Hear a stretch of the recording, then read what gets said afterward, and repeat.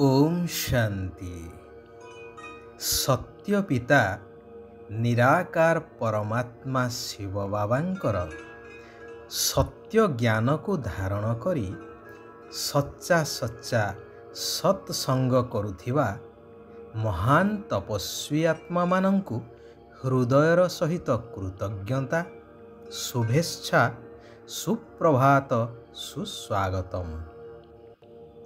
कुहा जाए संग तारे कुसंग बोरे, अर्थात संगर प्रभाव जीवन उपरे संपूर्ण रूपे पड़ी थाए। सेथिपाई मध्य कुहा जाए कि जदि जड़े चोर नित्य साधुमानंक संगरे बा गहणरे रुहे तेबे दिने से परिवर्तन होई साधुरे परिणत होई जाई थाए।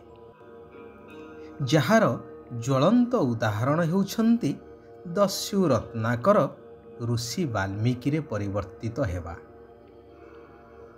वर्तमानर सामाजिक चलणी मनुष्य मानकर आचार व्यवहार पोशाक परिपाटी खाद्य पानीय मध्य एक विराट नमूना संगर प्रभावर।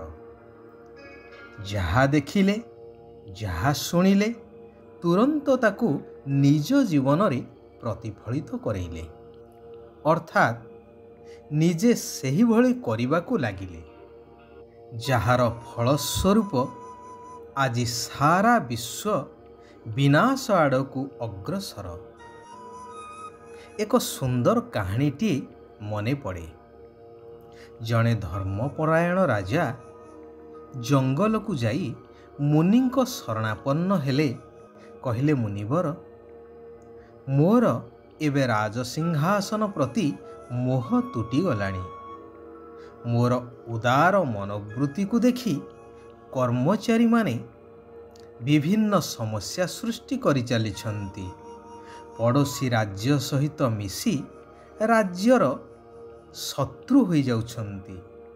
जेहेतु मोर वंशरे आउ केही नाहंती, तेणु केते जन मंत्री मध्य सिंहासन प्रति लालायित होई भितरे भितरे परस्पर समर्थक जोगाड़ करिबार लागिछंती। तेणु आपण मते मुक्तिर मार्ग देखैबा सहित राज्य को मध्य जने उत्तम शासक हातरे दियंतु। सेही कामनारे बा सेही कामना नेई मु आपणଙ୍କ पाखକୁ आसीछि। मुनिमर राजांक सहित राजदरबार को जाई जरूरी बैठक डकई बहु विचार विमर्श करिबा परे सर्वसम्मति क्रमे प्रधानमंत्री को राजमुकुट प्रदान कले एवं राजांकु निज सहित तांको कुटीर को नहीं गले। मंत्री राजपद प्राप्त करी निजर इच्छा मुताबक कार्य करि चलिले, मौज मजलिस रे रहिले। हेले प्रजा आंदोलन हेबा भली परिस्थिति आसी जिवार सूचना पाई निजको सुधारी नहीं प्रजामंगल कार्य करिवार योजना मान प्रस्तुत कले। हेले सेथिपाई तांकु अनेक बाधा विघ्नर सामना करिबाकू पड़ुथाए। एबे से निजे हृदयंगम कले कि राजपद प्राप्त करिबा जेतिकी आनंददायक, राज्य चलैबा ताठारु अनेक गुणा कष्टदायक। जेपरी खंडा धारे चलिबा सदृश प्रत्येक मुहूर्त रे दायित्वर बोझ तांकु अणनिश्वासी करि पकाउथाए। हेले क्षमतार मोह जोगु राजपद त्याग करिवार कल्पना मध्य करि पारु नथेले। सेपटे राजा मुनिंकर कुटीर रे साधारण व्यक्ति भली सेवा आदि करि चलिले। प्रातः एवं सांध्य सत्संगर लाभ नहीं जीवन को उपभोग करि चली थांती। अतीन्द्रिय सुखर अनुभव करुथांती। ତାଙ୍କୁ ଲାଗୁଥାଏ ସତେ ଯେପରି ସେ ଆଉ ଏକ ସୁନ୍ଦର ଦୁନିଆ ଭିତରେ ରହିଛନ୍ତି। ମୁନି କହିଲେ, ରାଜନ, ଏବେ ତୁମକୁ ବାସ୍ତବ ମୁକ୍ତିର ମାର୍ଗ ମିଳିଯାଇଛି। ନିତ୍ୟ ସତ୍ସଙ୍ଗ କରିବା ଦ୍ୱାରା ହିଁ ମୁକ୍ତିର ମାର୍ଗ ସ୍ୱତଃ ଖୋଲି ଯାଇଥାଏ। କାହାଣୀଟି କହିବାର ତାତ୍ପର୍ଯ୍ୟ ହେଉଛି ଯେ ସ୍ୱୟଂ ମୁକ୍ତି ଜୀବନ ମୁକ୍ତିଦାତା ପିତା ପରମାତ୍ମା କହୁଛନ୍ତି, ମଧୁର ଆତ୍ମିକ ସନ୍ତାନଗଣ, ସମସ୍ତ ସଙ୍ଗ ତୁଟାଇ ଏକମାତ୍ର ପରମାତ୍ମାଙ୍କ ସହିତ ବୁଦ୍ଧିର ଯୋଗକୁ ଲଗାଇ ରଖ। ତେବେ ତୁମେ ମୋ ସହିତ ମୋ ପୁରୀକୁ ଆସିଯିବ। କୁହାଯାଏ ନା, ଅନ୍ତିମ ସ୍ମୃତି ଅନୁସାରେ ଗତି ହୋଇଥାଏ। ତେଣୁ ତୁମର ଅନ୍ତିମ ସ୍ମୃତିରେ ମୁଁ ରହିଲେ ତୁମେ ମୋ ସହିତ ମୁକ୍ତିଧାମ ବା ଆତ୍ମିକ ଘର ପରମଧାମକୁ ଚାଲି ଆସିବ। ତେଣୁ ଏବେ ବିଶେଷ ଭାବରେ ବାଣୀଠାରୁ ଊର୍ଦ୍ଧ୍ୱକୁ ଯିବାର ଅର୍ଥାତ୍ ଶବ୍ଦ ଆଦିଠାରୁ ବହୁ ଦୂରକୁ ଯିବାର ପୁରୁଷାର୍ଥ କର। ତୁମକୁ ଅଶରୀରୀ ହୋଇ ନିଜର ସ୍ୱଧର୍ମରେ ସ୍ଥିତ ହେବାକୁ ପଡ଼ିବ। ନିରାକାର ଶିବ ବାବା ଏବଂ ନିରାକାର ଦେଶ ଶାନ୍ତିଧାମ ଦେଶକୁ ମନେ ପକାଇବାକୁ ପଡ଼ିବ। ସେଥିପାଇଁ ତୁମକୁ ଗହଳି ଆଦି ପସନ୍ଦ ଆସିନଥାଏ। ନିଜର ଅସଲି ସ୍ୱଧର୍ମ ଶାନ୍ତିରେ ରହିବାକୁ ପସନ୍ଦ ଲାଗିଥାଏ।